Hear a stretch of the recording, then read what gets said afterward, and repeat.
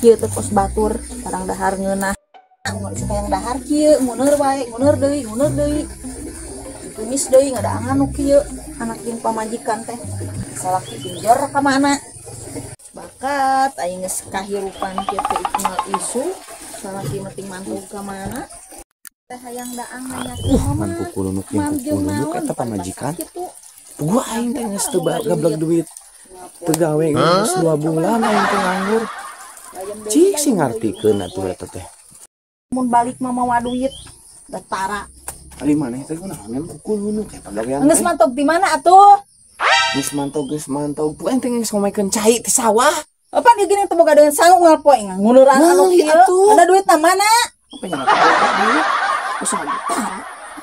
kumaha atuh da aing teh bingung tuh budak cerik di imah di hayang jajan kumaha ting aing jeung maneh mah lieur ku aing mah mung pulangkeun ku aing maneh teh pulangkeun sabodo teh teuing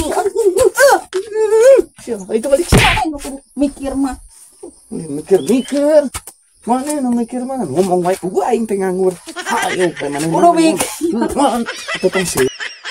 tepo aing moal poe kieu we jeung kieu pamajikan tanah tawatir ngeunah atuh nu kitu oge da di kota ge dijual mah aing unggal poe ting mah da bosen atuh Kang batur mah tingalikeun dangdanan reuncem da angeuneh unggal poe ka kota reuncem ge naon da kudu boga duit sih teh eta aing teh hayang duit ti baheula oge